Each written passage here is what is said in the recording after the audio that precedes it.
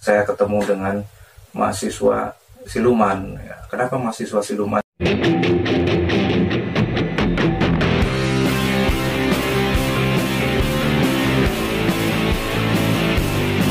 Assalamualaikum warahmatullahi wabarakatuh. Kembali lagi bersama saya di channel Teguh Muryanto. Nah, di video kali ini saya akan sedikit sharing pengalaman suka duka menjadi seorang dosen. Ya, selama kurang lebih hampir 3 tahun saya sudah menjalani profesi menjadi seorang dosen di salah satu kampus swasta di daerah Jakarta Timur.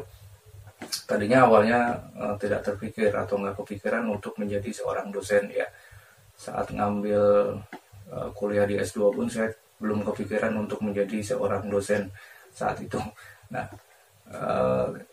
saya jalani aja, ternyata memang seiring berjalan waktu saya diterima menjadi seorang pengajar atau dosen di salah satu kampus swasta di Jakarta Timur.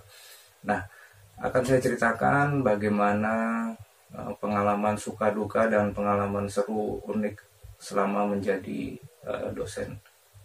Oke, pengalaman suka yang pertama yang saya alami saat menjadi dosen, lebih banyak sukanya sih daripada dukanya. Sukanya pertama, saya bisa nyuri ilmu dari mahasiswa saya. Loh, kok nyuri ilmu? Dosen kok nyuri ilmu dari mahasiswa, aneh ya. Artinya gini, ada beberapa mahasiswa saya yang memang sudah bertahun-tahun atau sudah puluhan tahun bergelut di bidang programmer misalnya, atau di bidang jaringan. Nah, saat di kelas di mata kuliah saya selalu memberikan kesempatan untuk sharing atau berbagi. Artinya tidak harus saya selalu memberikan materi secara textbook, tapi saya memberikan kebebasan kepada mahasiswa untuk bertanya, kemudian mengevaluasi, bahkan ada yang sharing tentang pengalaman di tempat pekerjaannya masing-masing. Ya, dari situ teman-teman yang lain kan bisa, mahasiswa yang lain bisa mendengarkan dan mungkin bisa berbagi cerita juga. Nah, intinya adalah saya menghidupkan suasana di kelas agar lebih interaktif, agar lebih komunikatif antara dosen dengan mahasiswa dan juga dengan mahasiswa dengan mahasiswa. Nah, kemudian yang pengalaman suka yang kedua, saya bisa ngopi bareng mahasiswa ya. Kadang saat jam istirahat saya ke kantin atau ke tempat makan untuk ngopi, ternyata di situ ada mahasiswa, ya udah kita bisa ngopi bareng di situ, kita bisa sharing lagi, ketemu lagi. Itu sukanya. Nah, untuk dukanya bukan duka apa sih, pengalaman tidak enaknya, terkadang saat di kelas ya tidak semua orang saat suatu hari misalnya pengalaman tidak mengenakan atau kurang mengenakan saat menjadi dosen adalah saat mahasiswa terlambat datang ke kelas ya. Jadi misalnya waktu kuliahnya selesai jam 8, tapi ternyata mahasiswa datang jam 8:15 atau 8:10 datang dengan alasan macet lah, dengan alasan baru pulang kerja dan lain sebagainya.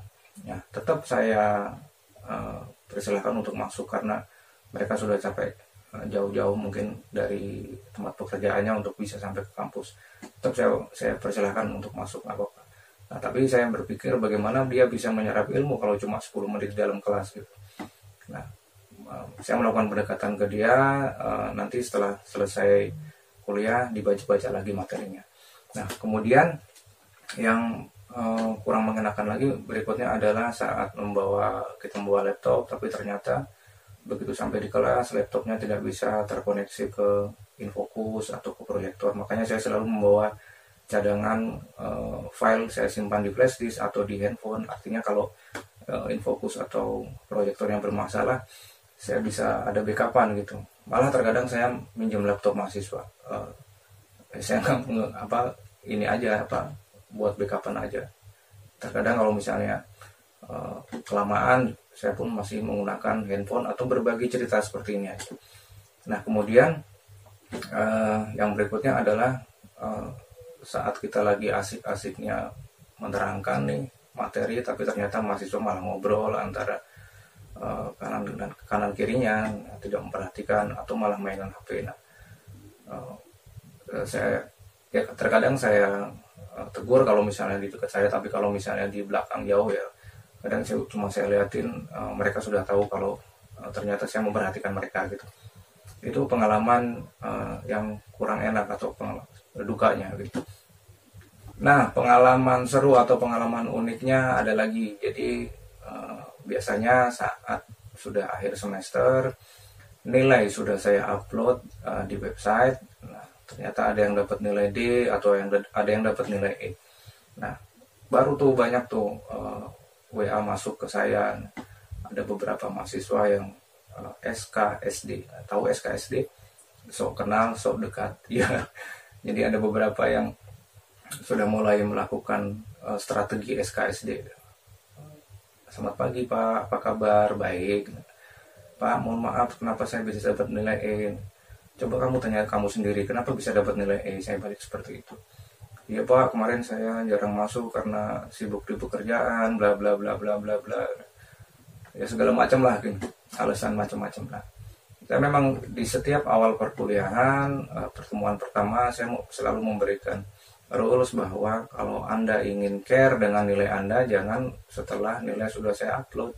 Sebelum itu Anda care. Nah, kalau sudah diupload, Anda baru care, ya sudah terlambat kan. Nah, kemudian pengalaman seru atau pengalaman unik yang berikutnya adalah saya ketemu dengan mahasiswa siluman. Ya, kenapa mahasiswa siluman saya bilang? Nah, jadi gini, kenapa saya katakan mahasiswa siluman saat kuliah, dari pertemuan pertama bahkan sampai pertemuan terakhir saya tidak melihat nih nama si mahasiswa ini, tapi begitu ujian kok ada namanya dan orangnya hadir gitu, makanya saya anggap gini, mahasiswa siluman gitu. Saat kuliah tidak hadir, tapi begitu pas UAS atau pas ujian tengah semester kok ada gitu. Jadi yang hebat sekali ya, tidak pernah ikut mata kuliah, tidak pernah ikut kuliah, tapi begitu pas UAS dia datang ya dengan nilai apa adanya gitu kan. Karena untuk nilai akhir itu kan bukan cuma UTS, ujian tengah semester dan ujian akhir semester, nanti di situ ada nilai tugas, ada juga nilai absensi. Nah, itulah teman-teman pengalaman seru saya, pengalaman suka dan duka saya selama menjadi dosen selama hampir kurang lebih 3 tahun. Sama di profesi lain, saya yakin juga pasti ada suka dukanya, ada pengalaman seru, pengalaman uniknya. Tinggal bagaimana kita menyikapinya, apakah dibawa enjoy atau memang selalu dibawa pusing. Nah, saya sih kebetulan kalau misalnya pas ketemu mahasiswa saya bawa enjoy ya, jadi yuk kita ngopi bareng, ya udah ngopi bareng.